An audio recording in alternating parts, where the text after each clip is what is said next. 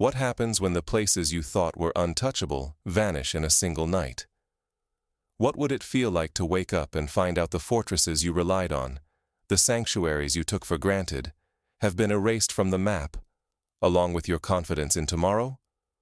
On November 21st, 2025, Russia launched an air assault unlike anything seen before in this generation. Their targets were the newly arrived German Taurus missiles in Ukraine, Western military hardware long believed to be untouchable, far from the front and safe behind the lines. Experts had warned this day might come, but few truly imagined how quickly old rules could shatter, and how fast a single night could redraw the map of security in Europe. This was more than another strike.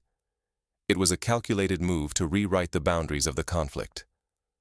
Supposed safe havens, Lviv, Ivano-Frankivsk, even the shadowed valleys of the Carpathians, were struck hard, erasing the illusion that any rear area could be truly secure. The myth of the untouchable backline, carefully curated over decades, was obliterated in hours. Russia's operation was not just military. It was a message, broadcast straight to Berlin, Warsaw, and every Western capital.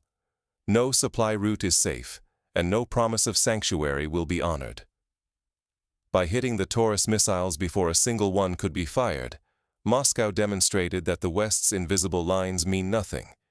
In fact, the message was twofold, one of raw power and another of psychological warfare, targeting the very foundation of Western strategy and confidence. The stakes have never been higher. If Western nations misjudge this moment, they risk losing not only billions in weapons and aid, but also their credibility, their unity, and their strategic grip on the war's future. The old logic, that you can arm an ally from a safe distance, is gone. This was a paradigm shift, reminiscent of historical turning points such as the Luftwaffe's bombings of London in World War II, which forced the British to rethink what it meant to be safe behind the Channel. How did we reach the moment when backlines collapse overnight? And what does this mean for the war's future and Europe's security? To answer, we need to step back and retrace every move that led to this historic turning point, examining not only the political decisions, but the strategic missteps and technological changes that made the impossible possible. Let's rewind to the events and decisions that set this escalation in motion. Only by understanding the lead-up can we grasp what's at stake now. Like detectives at a crime scene, let's examine the clues, the warnings, and the choices that brought Europe to the brink. How did nearly 12 months of watchful warnings and deliberate restraint lead to a single, irreversible moment? For almost a full year, Western support for Ukraine seemed to follow a familiar script. After prolonged debate, Germany finally delivered its Taurus long-range missiles, an act many declared would change the military equation. These missiles offered Ukraine the ability to strike far beyond the front, making them the crown jewel of Western assistance. With a range of nearly 500 kilometers, the Taurus could threaten bridges, command centers, and even Russian air bases thought to be out of reach. During this time, the logistics hubs and repair depots of Western Ukraine became the backbone of Kyiv's resistance. In cities such as Lviv, Ivano-Frankivsk, and Ternopil, immense stockpiles of ammunition, armored vehicles, and spare parts steadily grew. Shielded by distance from the front lines, these rear bases quietly housed German Taurus missiles and a steady flow of Western equipment, arriving overland from Poland and Romania. If you picture World War II's Red Ball Express, shuttling supplies to the Allied front, or the Ho Chi Minh Trail in Vietnam, you sense the scale and importance of these arteries. Western officials and Ukrainian commanders clung to a central belief. These supply centers were beyond Russia's reach. Moscow rarely struck so far from the fighting, and the prevailing wisdom insisted that Western Ukraine was a sanctuary, safe from the destruction of direct conflict. This illusion soothed leaders in NATO capitals, bolstering confidence that their investments and strategies could proceed without fear of sudden disaster. It was a psychological shield, perhaps as important as any physical armor. Yet Moscow remained silent, not out of hesitation, but out of calculation. Russian intelligence worked with care, tracking convoys, mapping supply routes, and noting each new shipment of Taurus missiles. Satellites gathered imagery, drones observed border crossings, and agents relayed detailed reports. Each delivery was marked, every transfer logged. The patience was chilling, like a chess master letting an opponent overextend, waiting for the perfect moment. There was no rush, no dramatic posturing. Instead, Russia allowed the buildup to continue, as if inviting complacency. The West's sense of security deepened, even as Moscow quietly assembled a complete picture of its adversary's logistical lifelines. The entire Western strategy depended on the invulnerability of these rear area nodes. If these hubs fell, the arteries of Ukraine's war effort, its weapons, reinforcements, and Western credibility would be severed. Billions in military aid and the reputations of governments from Berlin to Washington hung on the fragile notion of safety. Then, at the very height of this confidence, when Germany's Taurus missiles were finally stockpiled and the world's gaze had shifted, Moscow struck. Not only with overwhelming force, but with a precision and timing that shattered illusions of security and rewrote the boundaries of the conflict overnight. The world awoke to news that would ripple through every NATO capital. In a single night, the rules of the war, and the stakes for everyone watching, changed forever. It was reminiscent of Pearl Harbor or the opening days of Operation Barbarossa, moments where the world realized, too late, that the rules had changed while they slept. What if your best weapons never even reached the front? On November 21st, Russia launched its boldest operation yet, a multi-wave precision assault that changed the war's tempo overnight. This was not just an attack on targets, it was a strike at the very arteries of Ukraine's resistance. Imagine sending your best hope, only to see it destroyed before it fires a shot. Railway nodes, massive bridges, and once secure storage depots vanished under a storm of missiles. Main corridors in western Ukraine, lifelines carrying Western aid from Poland and Romania, were severed in hours. Suddenly, cities like Lviv and Ivano-Frankivsk, long considered safe zones, erupted in chaos, their skies blackened with smoke and flame. This was not chaos, but calculation. Russia's latest drones and cruise missiles sliced through Ukraine's layered air defenses. Newly unveiled Russian drone models, once only whispered about, now hunted supply convoys and depots deep in the rear, shrugging off electronic warfare and hitting with surgical accuracy. Think of the shock in World War I when tanks first rolled across no man's land, or the Allies' disbelief at the V-2 rocket's ability to strike London from afar. New technology breeds new nightmares. The scale of the damage stunned both Ukraine and its allies. For the first time, Western analysts agreed, Ukraine's logistics lifeline had been shattered. Somewhere between 40% and 60% of key Western equipment, billions in advanced arms and ammunition, was destroyed before reaching the front. The promise of Western superiority now looked like a dangerous illusion. In financial terms, it was as if a year's worth of investment vanished in a single night, echoing the loss of British and French fleets at Mers el-Kebir in 1940, when old alliances and assumptions evaporated under fire. Yet the impact went far beyond the battlefield. Germany's delivery of Taurus long-range missiles had been a declared red line for Moscow. With this strike, Russia signaled a new era. Berlin was now treated not as a bystander, but as a co-combatant. Russian officials abandoned diplomatic niceties, warning Germany of consequences and threatening retaliation if escalation continued. The language was chilling, echoing the rhetoric used before the outbreak of World War I, when alliances and miscalculations set Europe ablaze. This marks a turning point in both rhetoric and risk. The West must now grapple with the reality that its finest weapons and massive investments can be erased in a single night. Confidence in secure supply lines has collapsed, replaced by anxiety and doubt at every level of command. In Washington, London, and Paris, leaders face the uncomfortable truth. Even the most advanced weaponry is useless if it cannot be delivered safely. This is a lesson drawn from countless wars: Napoleon's doomed march on Moscow, the U.S. struggles in Vietnam, or the collapse of supply lines in the Korean War.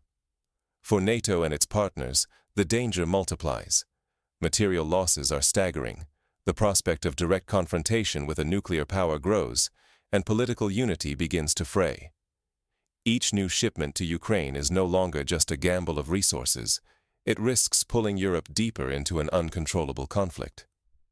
Some strategists compared the moment to the Cuban Missile Crisis, when every shipment, every movement, carried the risk of global escalation. The consequences are spreading fast. Russia's decapitation strike is already shaking European diplomacy, destabilizing economies, and exposing the vulnerabilities at the core of Western strategy. News of the attacks sent shockwaves through financial markets, with defense stocks soaring and European currencies faltering.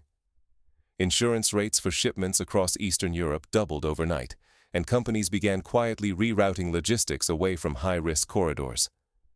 As the dust settles, leaders across Europe scramble to assess what comes next.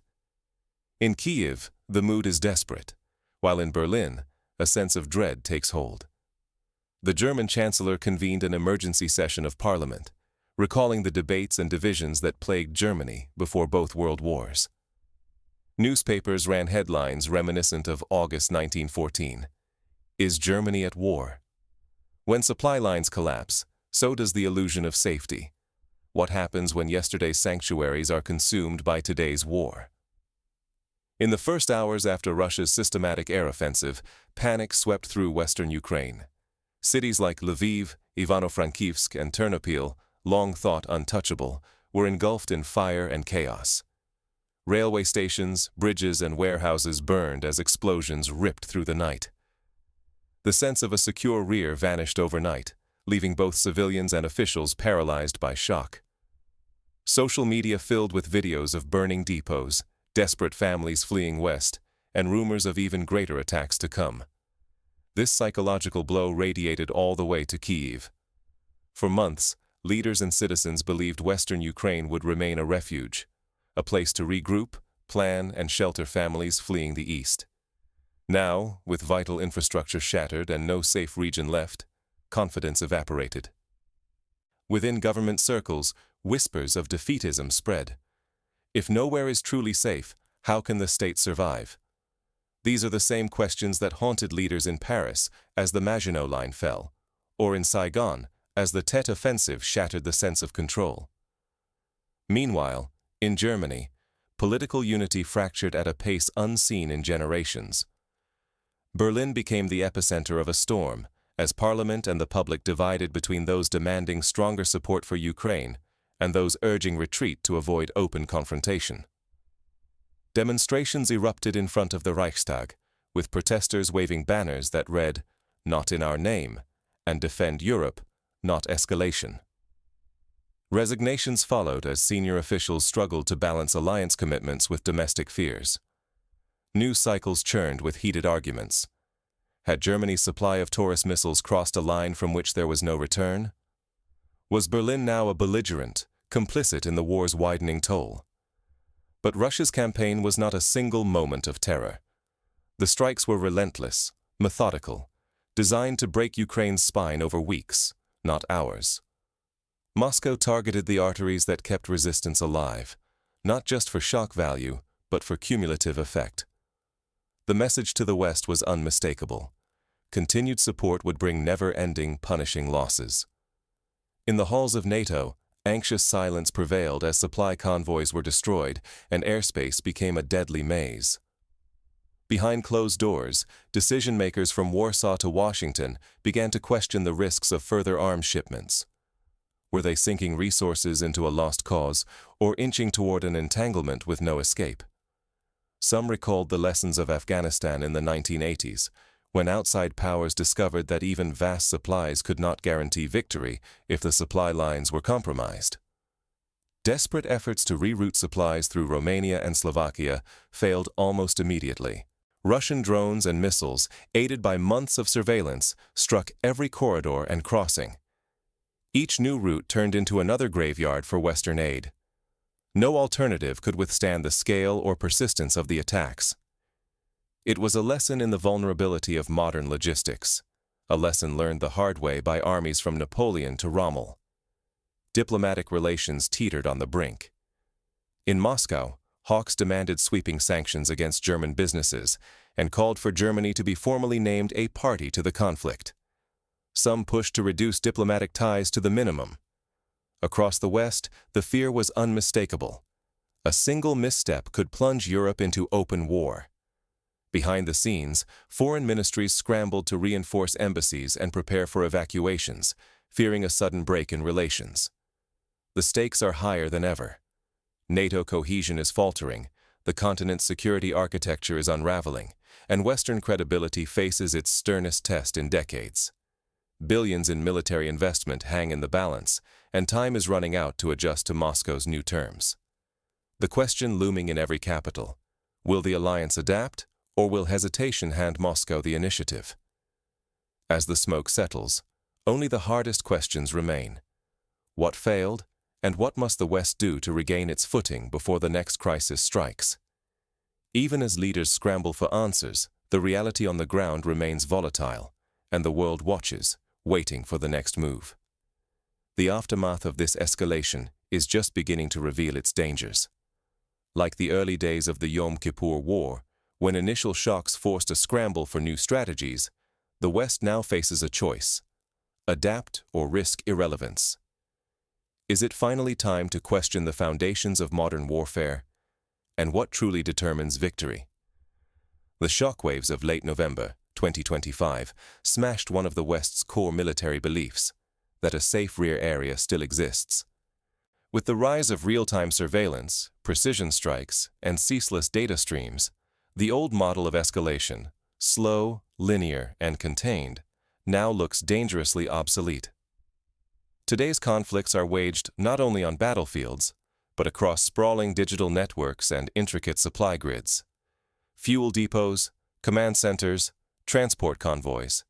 These arteries are no longer protected by geography or alliance promises.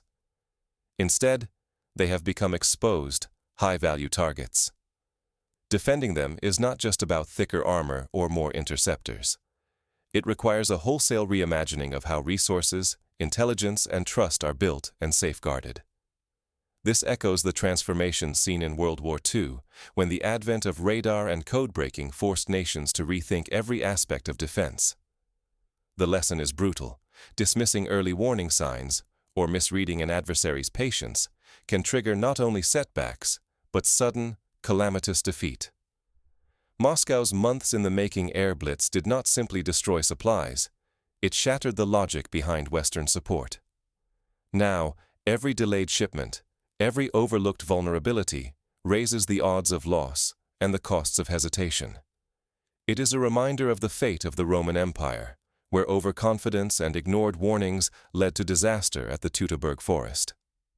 This new reality demands that military planners overhaul logistics, accelerate intelligence sharing, and reinforce air defenses, not only at the front lines, but all along the vital chains that sustain the fight.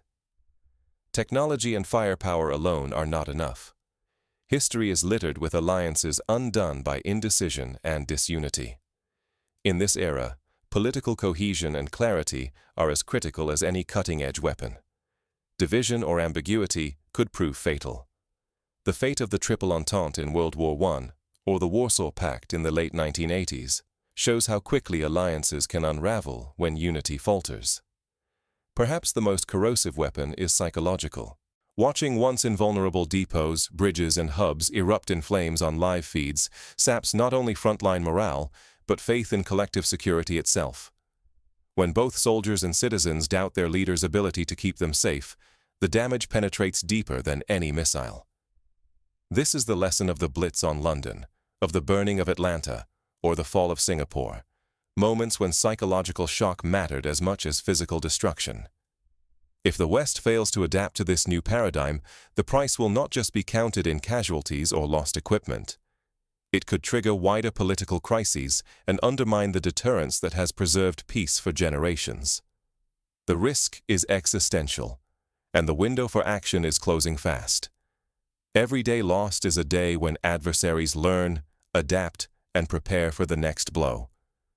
The question now is whether Western leaders will recognize the urgency or repeat the mistakes of history. The next move could change the course of the war and the balance of power in Europe. Will we see a new Berlin airlift, a bold, coordinated effort to adapt, or a retreat, as after the Suez Crisis, that signals the end of influence? When the rules shift overnight, only those willing to adapt can survive what comes next. The lessons of history are not just warnings, they are guideposts for survival. Russia's sudden, sweeping airstrike on German-supplied Taurus missiles did more than simply disrupt Ukraine's logistics. It shattered illusions about safe rear areas and exposed the fragility of Western assumptions in proxy warfare. With this attack, Germany stepped, or was pushed, across a line. Now it is not just a supplier, but an undeniable participant, facing consequences that could ripple through the entire alliance. Every decision from here on carries exponential weight, as the fates of nations become intertwined. Every moment lost now carries a cost measured not only in destroyed equipment, but in national security and the credibility of alliances painstakingly built over decades. Each hour of hesitation cements new realities on the ground, erodes Western unity, and emboldens adversaries.